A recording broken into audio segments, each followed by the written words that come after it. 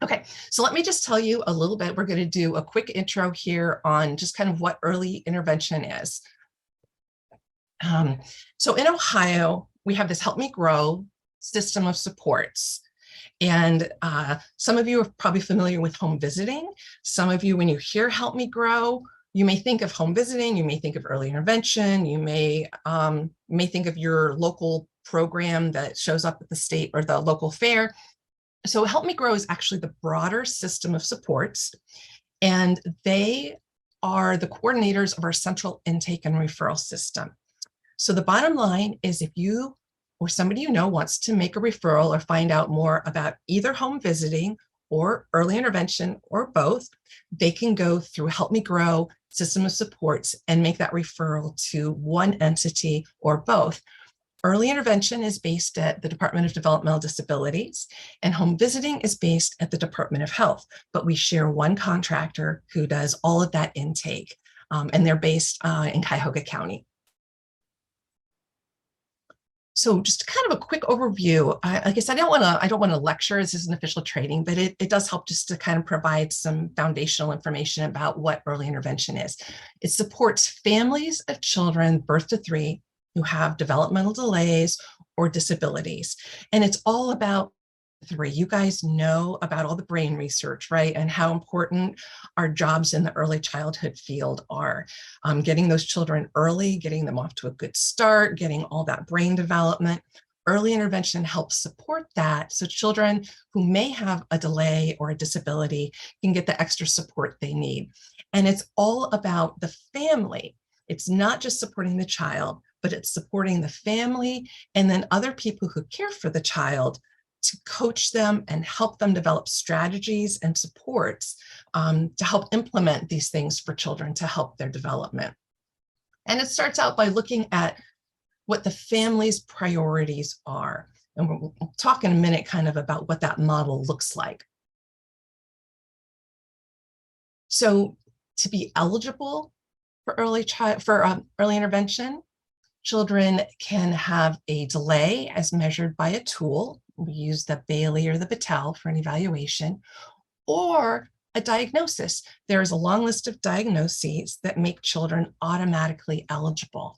And some of them are things that you might think of right off the bat. Maybe Down syndrome comes to mind, cerebral palsy, but there are other diagnoses that you might not think about that are more likely to have effects later on. And I will just say, you don't need to know what that list of diagnoses is. All you need to know is that you can make a referral anytime, and early intervention will help the family figure out if the child is eligible or not. A couple years ago, we were excited that the rules changed to make children that were born with neonatal abstinence syndrome, NAS, automatically eligible for early intervention. And same thing for children with elevated blood levels. Now, that's one of those things where just seeing this infant, they seem fine. They may be completely on track initially, but we know that having that elevated blood level can really impact learning. And so it's important to address it early on to prevent those issues. So early intervention can also work with those children who aren't actually showing delays, but have a diagnosis that could result in delays later. So that elevated blood level is an example of that. Feel free to jump in with questions. Just shout. I can't see the chat, so because I'm not that good at multitasking. So if you have something, or Kim, if you see something in the shout, please just speak up, okay? Mm-hmm. Now, some of you may be thinking, if you're not familiar with early intervention, you may be envisioning it with what my experience was when my kids were younger and we had speech therapy. I had a son who had a lot of ear infections, ended up with tubes, ended up with some speech delays. As a bonus, my daughter, who had no hearing issues, imitated his speech and also had speech delays. That's the bonus of having twins. So the services I received at that time, where I loaded up my kiddos, we went to Columbus Speech and Hearing. We went in once a week. I sat in the waiting room. The speech therapist worked with the children, told me what to do, and I came home. That's kind of what a lot of what people think of when they think of intervention. That is not early intervention. That's not what we do. Services happen where families already are. The majority of services take place in the family's home, but they can also take place in other settings where children spend their day, like an early learning program. And when we get through this overview, I'm curious how many of you have ever had somebody from early intervention come into your program and maybe work with you and your children there. So the services happen side by side with other services that children may be receiving. So for example, if children are receiving services in a clinic, they could also be getting early intervention in the home. And it's important to note that this is available in every county of Ohio, and there's no income eligibility to be eligible for early intervention. Any child can have a free evaluation, so you don't have to worry about being over income. The other thing is that service coordination is free. Now, whether there are fees for services is going to depend on how many services the child's receiving, and the service coordinator can help the family figure that out. But any child can have a free evaluation in the state of Ohio if they're under the age of 3. And the service coordinator will explain all this to the family and talk to them about what their priorities are and where they want things to happen. So the CDC estimates that approximately 1 in 6 children has a developmental delay or disability. So if you think about the number of children that you're serving in your program, granted, it's probably not a representative sample of the national population, but it does give you some perspective on the number of children that you may be seeing who could have a developmental delay or disability, and the importance of making those referrals. What's important to never underestimate is your expertise.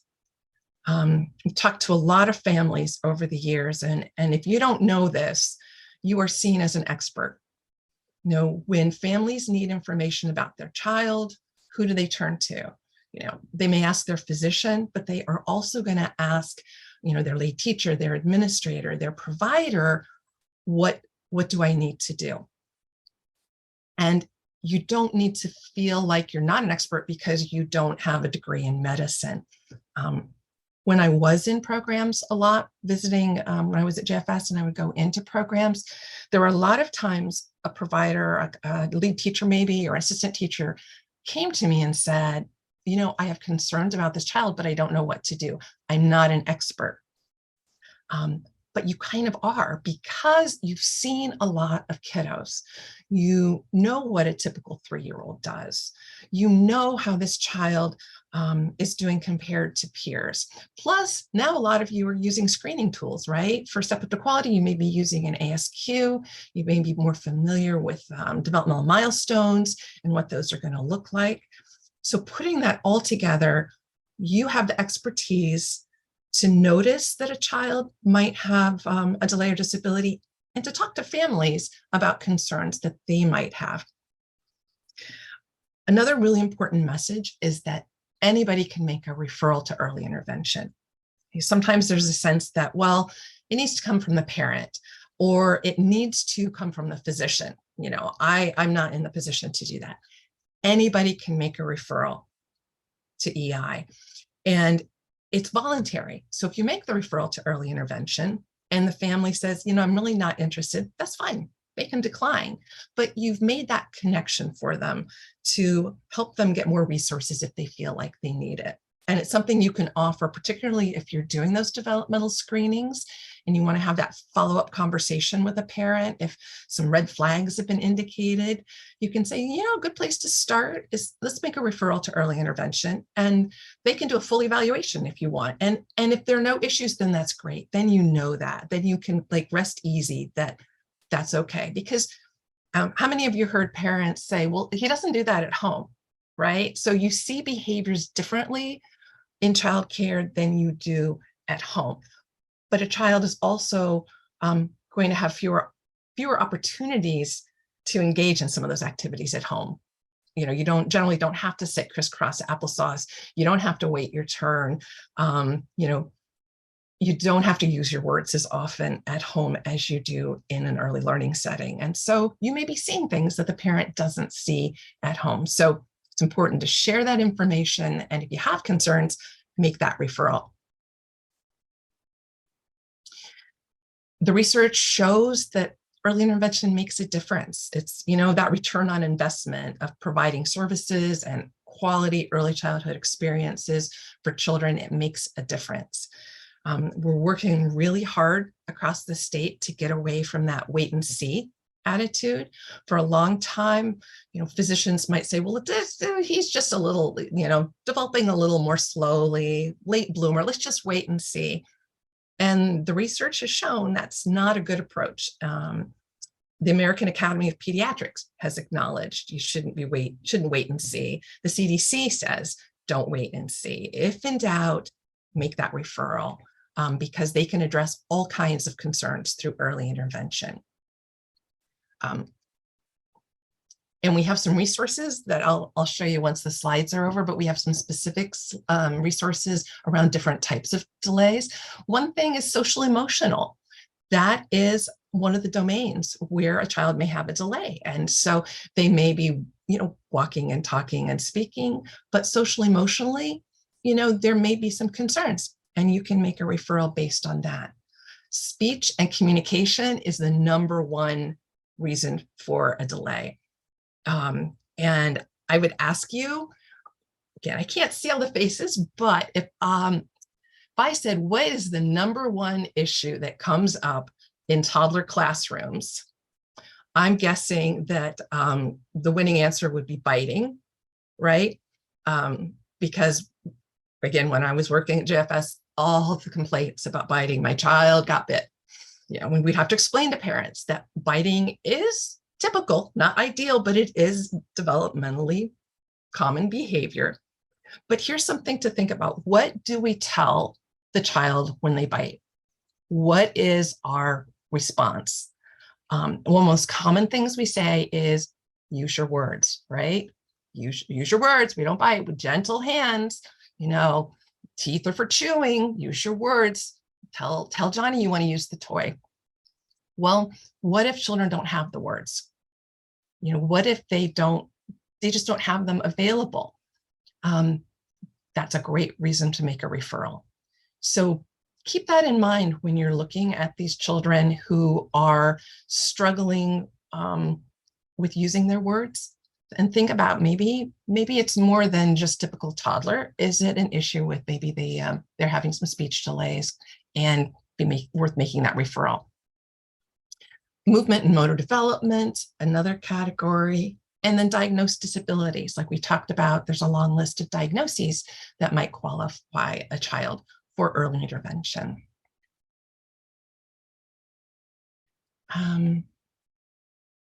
So when you look at those categories, about 85% of children served in early intervention actually qualify based on that developmental delay, meaning there was an evaluation tool and they found the child actually showed delay.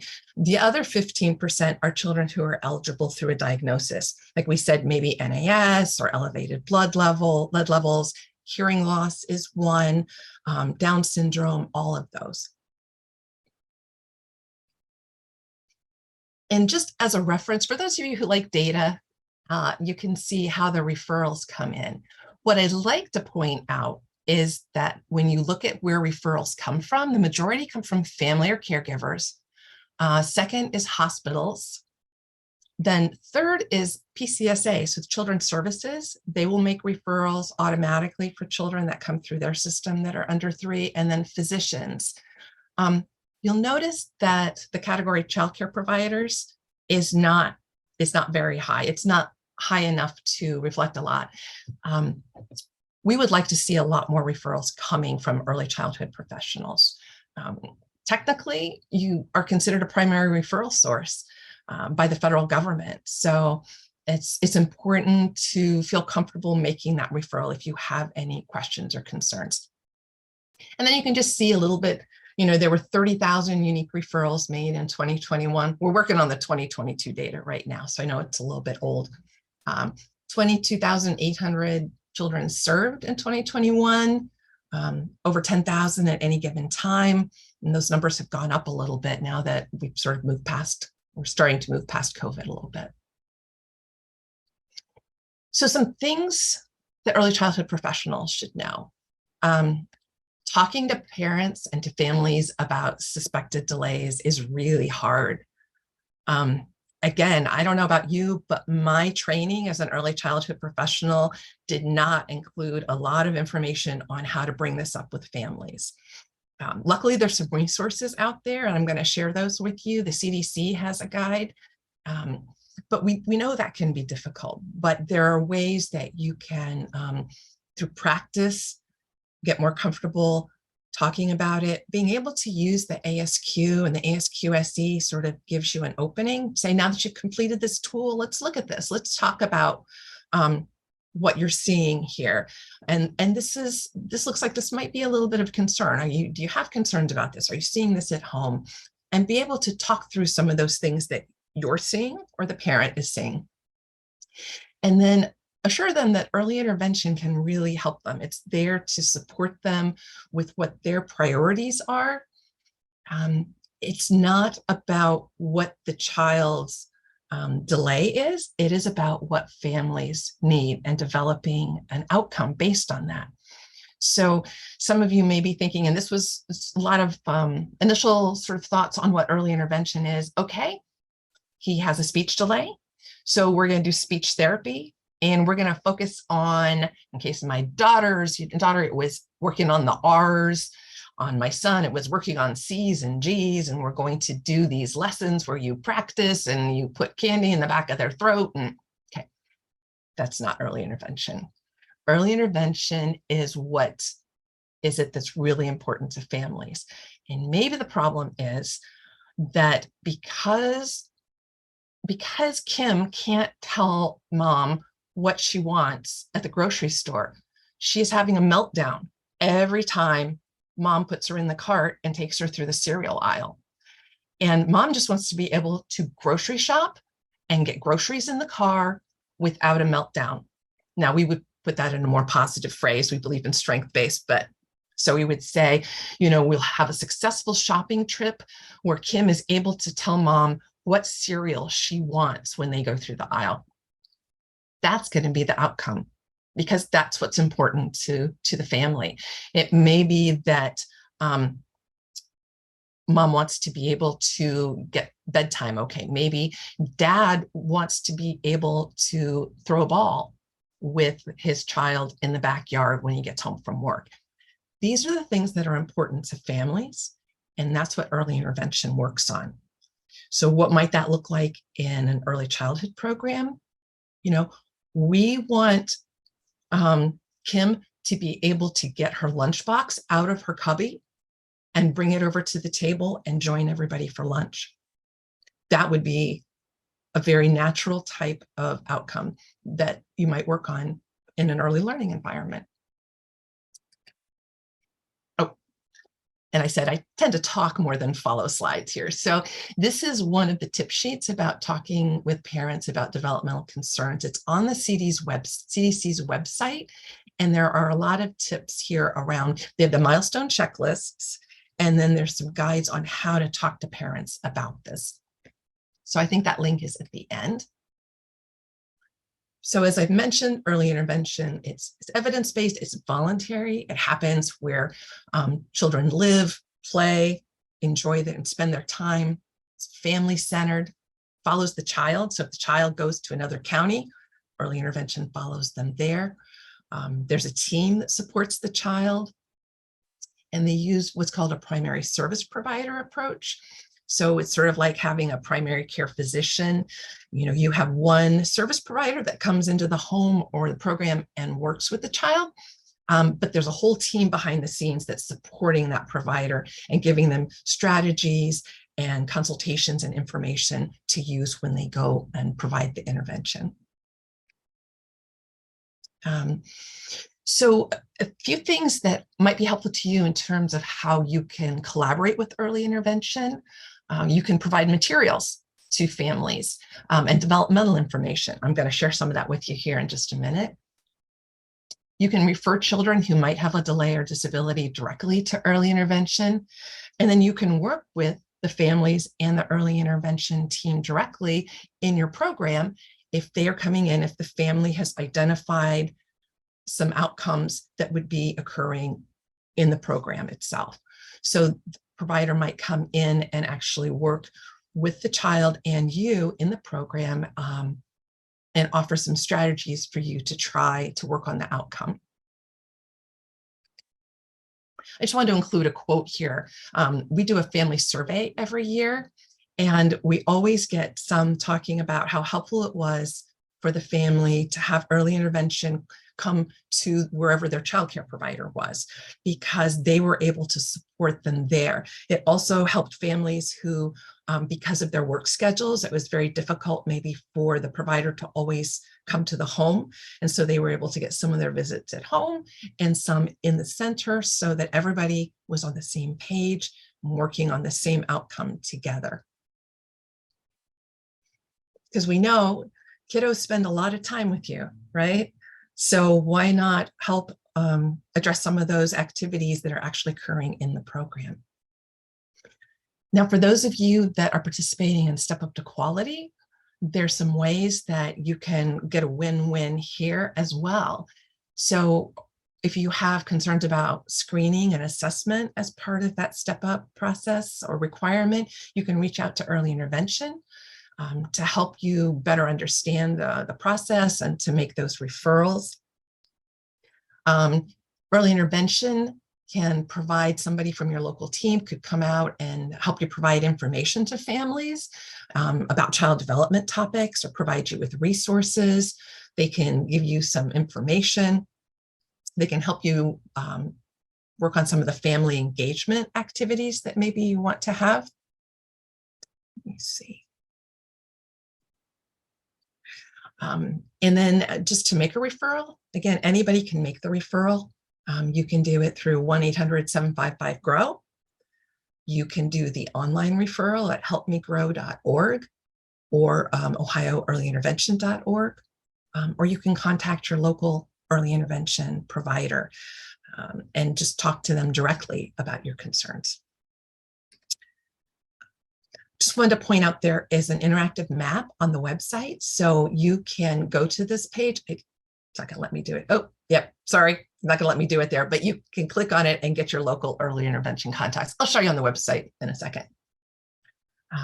And you can visit helpmegrow.org to learn more about the system, to refer a child, to download materials, or to access our community resource directories, which are a really cool resource that Bright Beginnings, who's our vendor for central intake and referral, they have developed that for every county and they update it quarterly. So you can go in and pull up all of the resources that might be available in your county for children and families.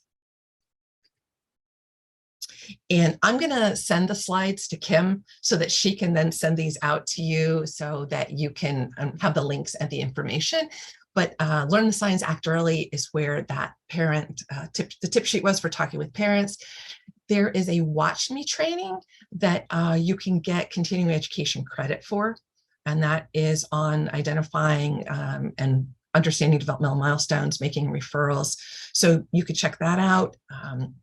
There's the Milestone Tracker app, and then you can also go to Early Intervention to get all of this information, brochures for families, and the developmental wheel. And I had one more. There was one more quote here just talking about she was so grateful that they entered there. They worked with the daycare providers and supported the development. Melissa, could you go back and tell us, oh, what are the questions? Could you go back and tell us a little bit about the app that you mentioned? The developmental milestones app? Yes. Okay, that is on the CDC's website. Tell you what, how about if I stop? Okay, give me a second here. Let me stop sharing. And then let me exit from this.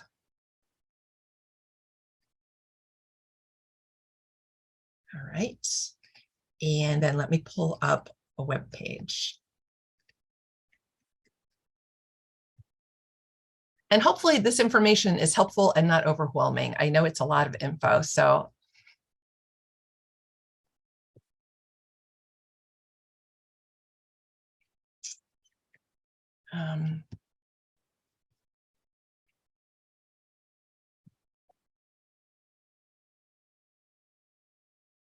Are there any other questions while I am looking for the developmental tracker? I have a quick question.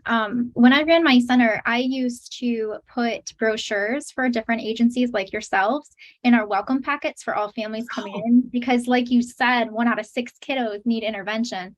And then I had like a parent area, and I always kept like a little box with all of those referral things, and families would grab them, and it kind of helped get the conversation started because parents were educated at these resources. Is there a place where providers could go to ask for those materials so that they have them at the ready? Yes, I'll walk you through the website real quick if we have time for that. Is that okay? Okay. Let me share again. Okay. Can you guys see that now? So I'm on cdc.gov, and if you look for Act Early and the milestones, this is the CDC's free milestone tracker. And if you go to your app store on your phone, you can also find it there. And you can set it up with your child's name and date of birth. And then you will get updates. You'll even get alerts like, your child needs their well child visit. Have they had their vaccines? Or here's some milestones to check. And you can indicate whether or not the child is performing, if they are able to do these things yet, for lack of better expression. And then it will say, this is something you might want to ask your pediatrician about when you go next time. So it walks you through all that. So that's the CDC site, and you can see there's the app, there's the milestone tracker. They have free materials as well. Tools to support monitoring and screening, training resources. So all of that is on the CDC site. So I encourage you to check that out. And then, can you see the Help Me Grow website now? We can. It did, okay. I wasn't sure if it changed with me. So this is helpmegrow.org. One of the first things that comes up when you go to this website is an option to make a referral right here. So you can make a referral on the homepage. And then if you are interested in ordering information, you can go to the For Professionals section. And there is, they give you lots of options to make a referral. For providers, there are materials here that you can download. So there's some information on just general early intervention. And then there are flyers by region. And then this is the community resource directory, where you can actually go in and search for a specific topic. So service categories, if you're looking for something in a specific county, like you can look for safe sleep information or smoking cessation, whatever it is, the topic, by county or by service, and they can help you find that. And like I said, they update that quarterly, and that's all on the helpmegrow.org website. And to order, let's see, there's the Early Intervention Toolkit, which has some public awareness materials. But if you scroll down, here's the order form. And it's a little confusing because you put your information in first, but you can scroll down and you can order, sorry if I'm making you seasick, some of the brochures. There are referral cards, posters. This is the family brochure, so maybe that would be a good one to include in your packets or have available when you're reviewing things. This is my favorite, is the developmental wheel. I'll show you that in real time in a second. And then there's some other things down here that are folks use. And then one other site I just want to show is our Ohio Early Intervention, which is the DODD Early Intervention website. And on our homepage, there is a video that is about 4.5 minutes. So if you ever would just like to see or share with a family, this is what early intervention is, and it just walks you through video, shows you everything with the family. It explains it. So you're welcome to watch that anytime. And there is another spot where you can make a referral if you have questions. And then you've got your contacts and community resources on the map here. So you can reach your folks in your particular county. Okay, I'm gonna stop sharing. Okay.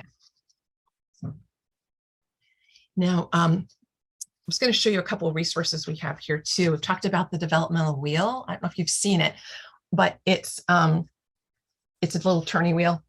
And one side is all about developmental milestones. So it starts at 1 month and it goes all the way up to 5 years. And you can just turn it and see if for some real basic milestones, is your child, for example, at 2 years, can they turn the pages 2 or 3 at a time? Can they imitate housework? Then on the flip side, this is social emotional. So you turn it over and these are social emotional milestones on the back side. And it's a real nifty tool. And I'll tell you, parents really like it. So that is pretty cool. And then we have lots of handouts. There's like a flyer on the community resources if you want that. This is, you can see the poster. And we're working on some new outreach materials specifically for early learning providers, childcare providers, that is being finalized right now. And so be looking for that coming very soon. And I know I covered so much, and I'm sorry if it was too one directional. So let me check. People are thinking of their questions. My question too, when you said that's coming soon, how do you communicate when those types of things are available to the childcare community? That's a good question. I've been sharing it at Childcare Advisory Council on a quarterly basis, but I can certainly make a point of reaching out to you, Kim, so that you can be sure to share it out directly. You know, if we know of a group that's interested, we can get that out. JFS is usually pretty good about putting something in their their announcements and things if we have something coming out. So we do try to get it out there.